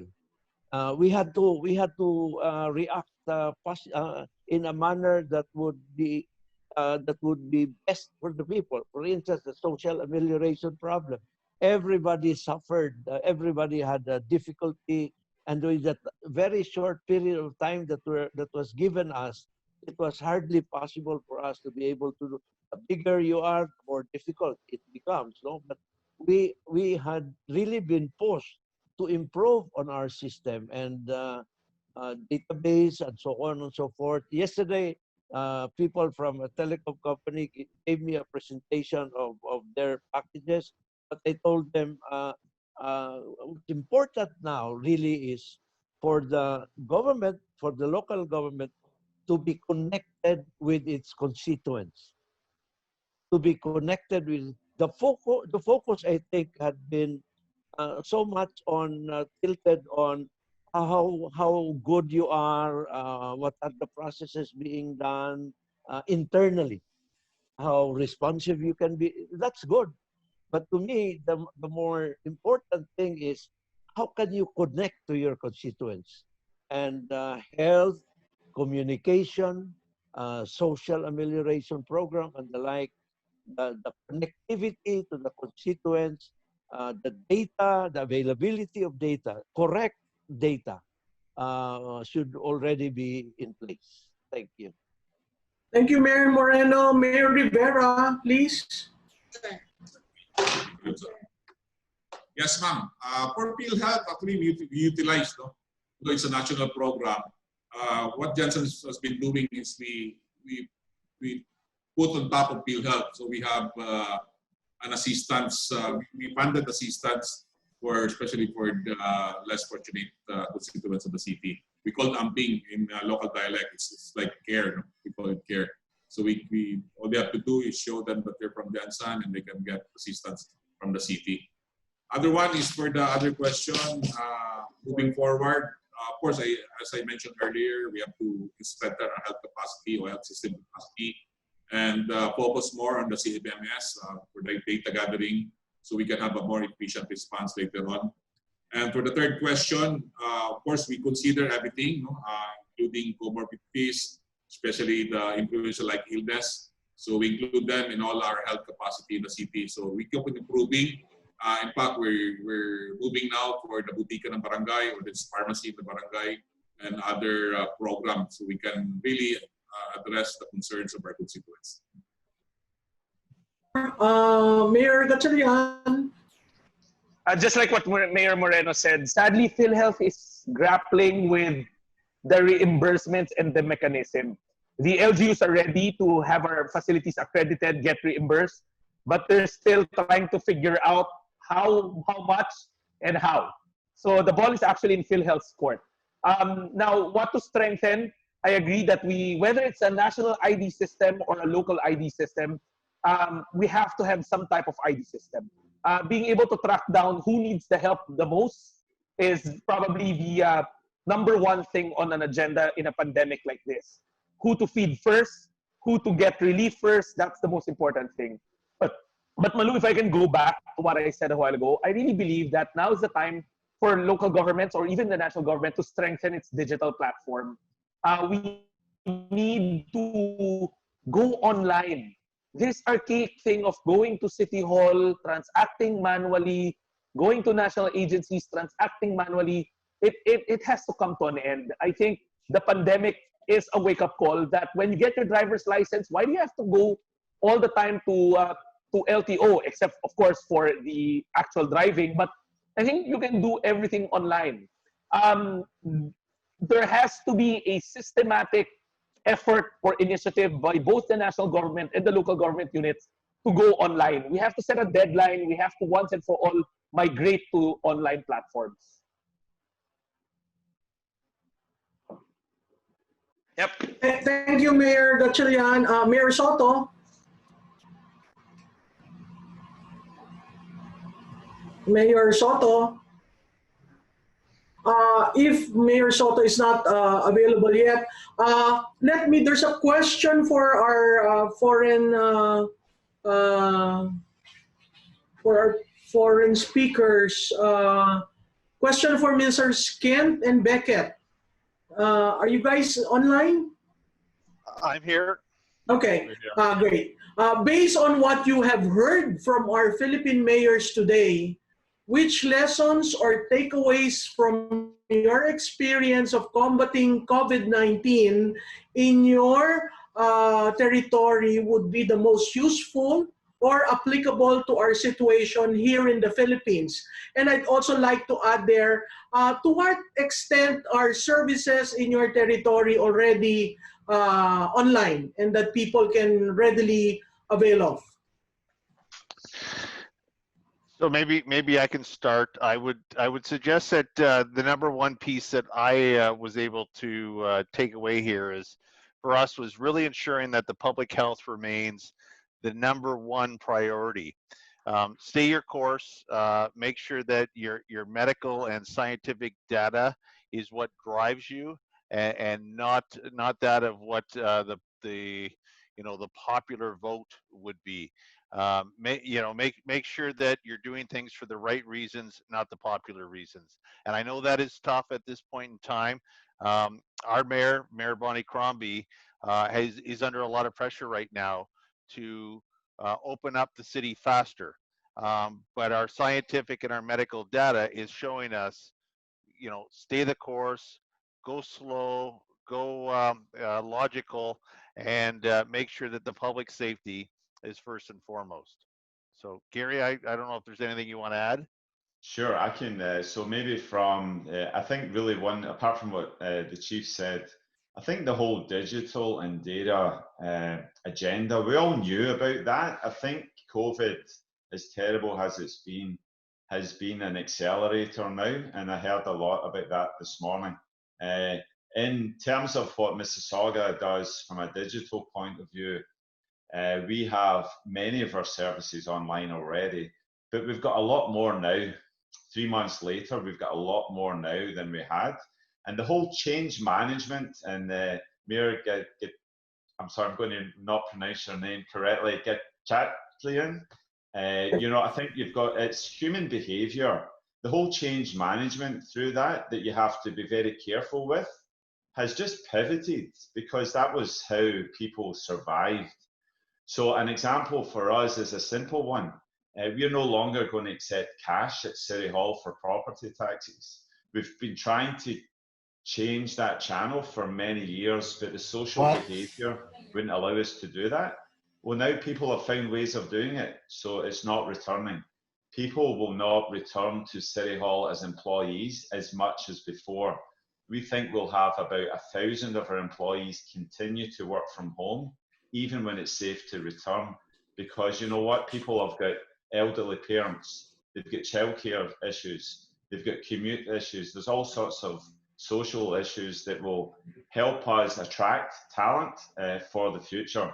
So I think the digital and the big data piece has really been accelerated, and we've just had a massive proof of concept for how it can be better.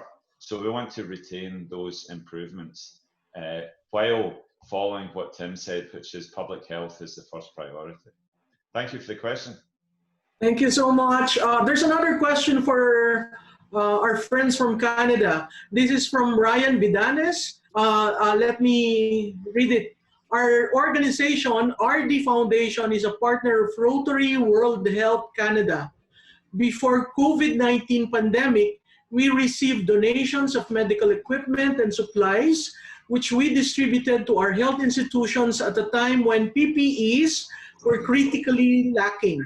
My question to our guests from Canada, Tim and Gary, how do you think we could strengthen and sustain collaborations between Philippines and Canada in the midst of the pandemic? I can start that, Tim, and you can jump in. I'm certainly not an expert in our relations with the Philippines. We've got strong connections with the Rotary Club, and we have a lot of Filipino residents. I know that for sure. I think charities, not-for-profits, and those vulnerable organizations have really been hit hard in Canada because you can't fundraise. That whole, they're paying rents when they don't have any income coming in. So how can we strengthen? I think really that is really the role of our federal government. And I think if you've got local connections municipally, then that's the way to go. There's things like sister cities where we've got relationships there as well. Mississauga is an amazing city because we do have 145 languages spoken. We've got this large airport and we really are a city of the world. And the Philippines is a big piece of that. And I'm sure there's a number of connections already, as the one that you mentioned, that will only be strengthened through time. But you have to know that these charities are suffering in North America as well. So my personal hope is that we continue to be kind to each other globally, and that doesn't, those connections don't suffer. And maybe the first step is to make sure that we sustain the connections and then build stronger ones going forward. So, if I could just add, I think giving us this opportunity to share our learnings, but also understand your learnings is really the start of strengthening relationships. And if we can carry on this collaborative approach of sharing information, whether it be mayor to mayor, fire chief to fire chief, finance officer to finance officer, or any combination of such, I just think that makes us stronger, and collaboratively we can come up with the best approaches and learn from each other to combat this COVID-19. So much. There's another question here from Patrick Regoniel to the mayors. How can LGUs ensure long-term compliance to policies developed in response to COVID-19 without necessarily being too hard on the citizens? So let me also add there, much of COVID-19 is really behavioral management. To what extent was it for you very hard to get your constituency to follow your mitigation and response strategies?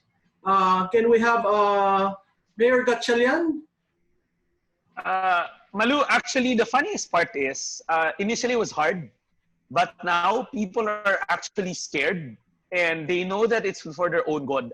Case in point, we allowed factories in Valenzuela. As you all know, Valenzuela is probably one of the city with the most number of factories in the country.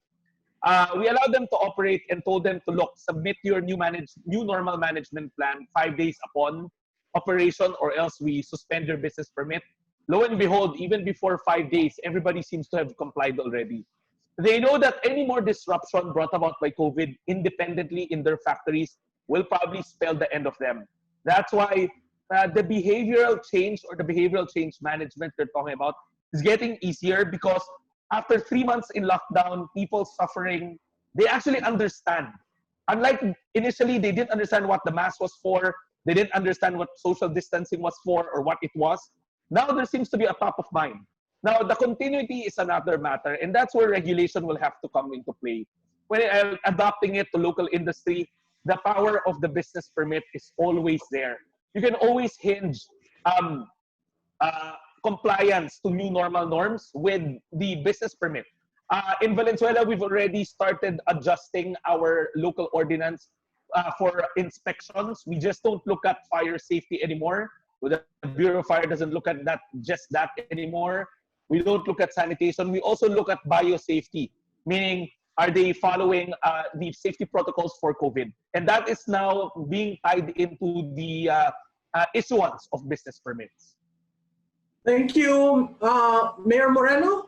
Yeah, Malu, I think the key element is information, especially risk information, risk communication.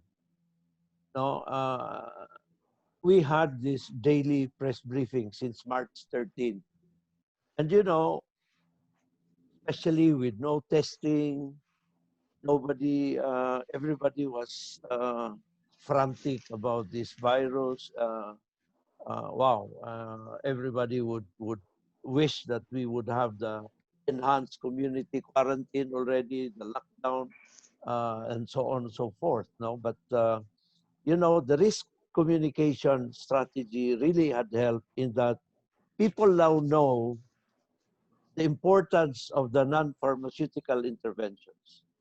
People now know that it is very, very important for them to stay at home. And to the extent that they would leave their homes, they would have their face masks, etc.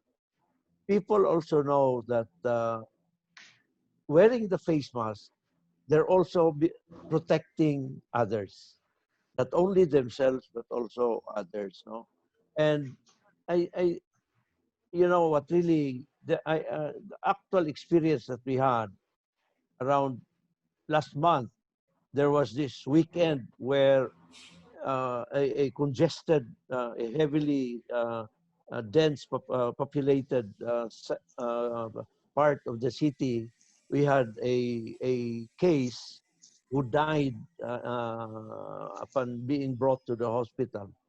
And my God, people panicked. No, that was a weekend, so fell on a Sunday, and we had no press briefing on that day. And you know, we responded to that, and that was the first local transmission that we had. So people were really, really very, very nervous about what would happen, and so on and so forth. And of course, with the right strategies, the intensive surveillance, we contained the area to make sure that nobody goes out, nobody comes in. People understood that. And now, as we have cases coming up, Malu, people know already what to do. They would avoid that area because they would not be allowed to enter that area. We had confined. I guess the advantage that we have is we have a good epidemiologist. And since March 13, together with the DOH, together with Northern Mindanao Medical Center, I myself have learned a lot from this pandemic. I can explain to you the critical care utilization rate. I can explain the case doubling time. The people now in Cagayan de Oro and the neighboring LGUs are aware of these things. So we observe, I report these things to them and explain to them how important these data are. Thank you. Mayor Vico? Just to interject, I like what Mayor Moreno said. Probably most of you city mayors became overnight doctors, trying to understand very hard, medical terms and making sense of it, because you really cannot communicate these things to your constituents unless you understand them. So that's a very good takeaway, Mayor Moreno. Okay, let me go to probably there are several questions here, but there's one sent to me privately, but it has to do with ICT. This is from Dennis Fel Matutina. All the speakers seem to underline a central theme: the use of ICT. Can we pose a question to the mayors if they have included ICT in the list of priorities of their LGUs? The other important thing there is that is not a mandatory position under the local government code. Would you want to revisit the local government code? It would appear post-pandemic, and this is early to speak of it, ICT is now becoming the backbone of the governance model post-pandemic. What is your take on the role of ICT, the expense you allotted for ICT, and whether you support the call for probably a mandatory position for ICT in your administration or as a mandatory position of the local government? Just to add, since I know we're eating up too much time, my last question really is, how were you able to get your city council to support your mitigation and response strategies?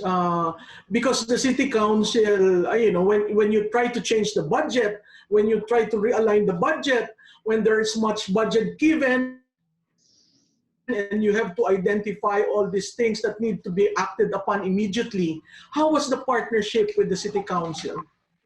Mayor Moreno? Yeah, actually, they joined me early in the press briefing, probably around for 3 weeks. The city councilors would join me, and I'm glad that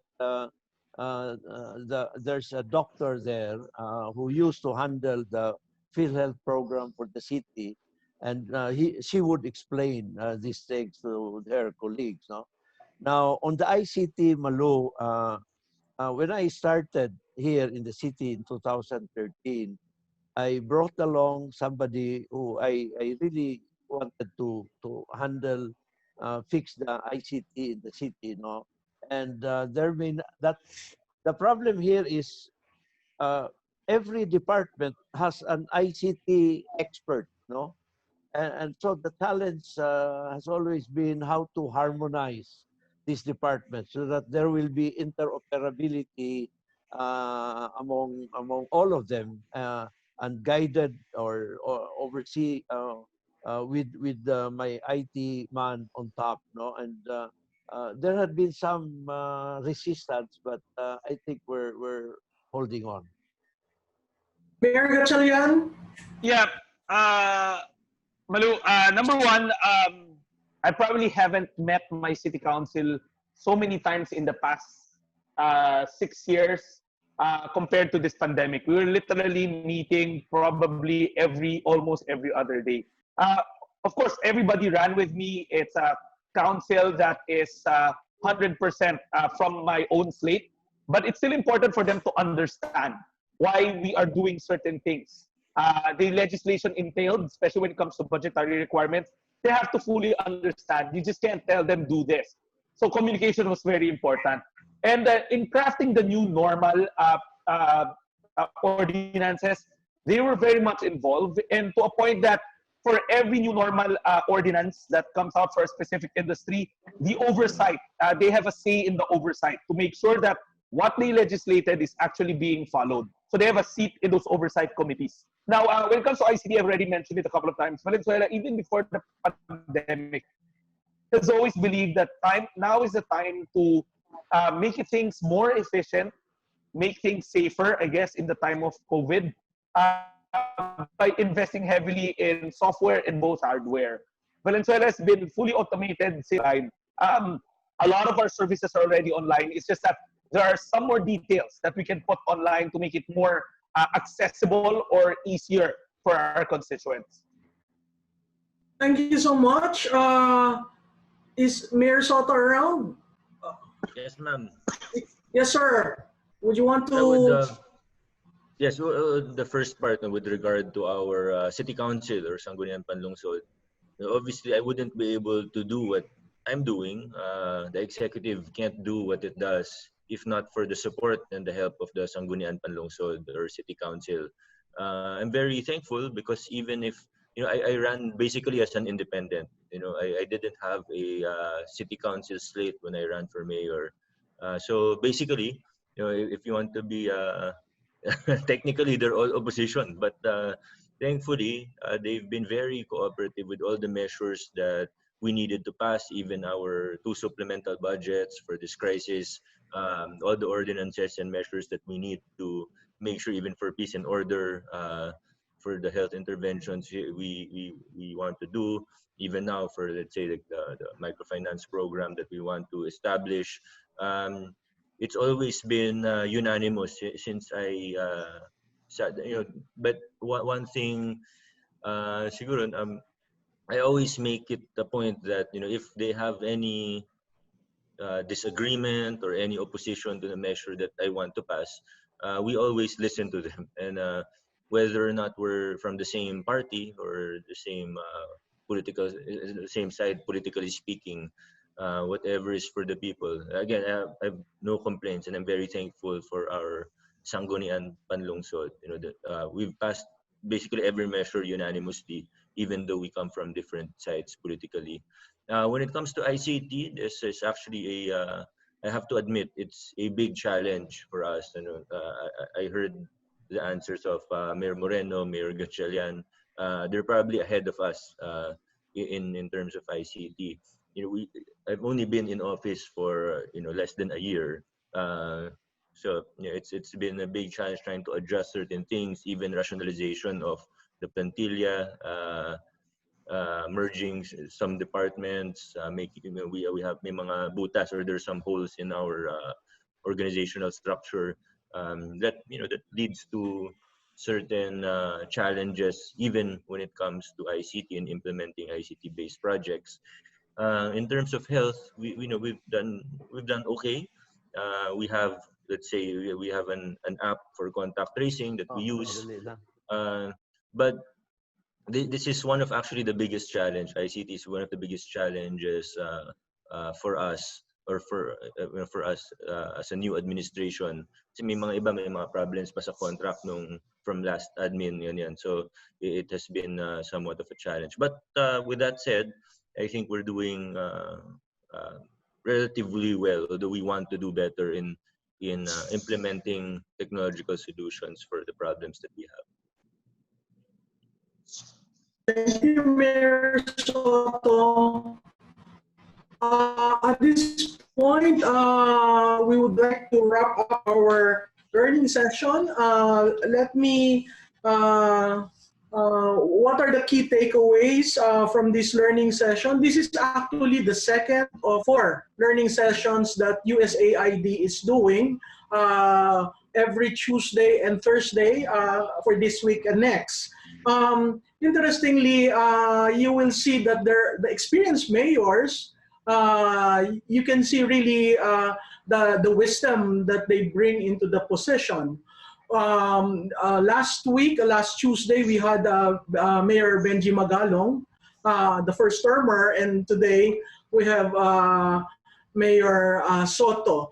Not necessarily saying that the experience doesn't show, but their take on certain problems is very refreshing. Just to wrap up, Mayor Moreno talked about level up and respond to challenge. Teamwork really works. He talked about capacity multiplier or Kurambo style. That is very interesting. Mayor Rivera stated community-based governance is very important. Consultation with everyone. Participatory decision-making is critical. Economic and people and pick the place of battle is a very visual way of trying to reckon with an unknown enemy. Mayor Sotto consistently drilled on communication, the balance between communicating effectively, that is not overboard, yung sinabi nga niya, hindi epal. He mentioned about adapting, the need to be able to adapt. Mayor Rex spoke about private part pandemic. Our visitors from Canada, Mr. Ken talked about innovation as being constant and must be made instantly. And I like the reference to a New Deal that we need. When you look at governance today, there's got to be a New Deal. That every local government mayor or local chief executive should probably consider to build under the new norm. Leaders see challenges and they don't freeze. That's what my take of your experiences here and your sharing. Most of the LCEs show opportunities, although initially the challenges were daunting, but they needed to adapt. And they needed to innovate in order to respond to these challenges. So on behalf of USAID, let me turn it over to our host. Thank you very much for joining us and being candid with your thoughts and the learnings. I am so happy to see city mayors who are really front and center on this issue. Thank you very much. Okay, with that, thank you very much for joining us. As mentioned earlier, we still have 2 more sessions to go. The next one is on June 23. With us will be the mayors from Tagbilaran, Puerto Princesa, and Legazpi cities, and also Mayor Oscar Moreno and Mayor Sara Duterte. And then on the 25th, it will be with the Iloilo City Mayor, Mayor Jerry Treñas, and Mayor Marcy Teodoro. So we will invite you also. And thank you again. This was a very fruitful discussion. We received very good feedback from our audience. And Diana, just to add, I'm surprised. There was a point in time in our discussion where we hit 160 participants in this learning session. Thank you. Thank you very much.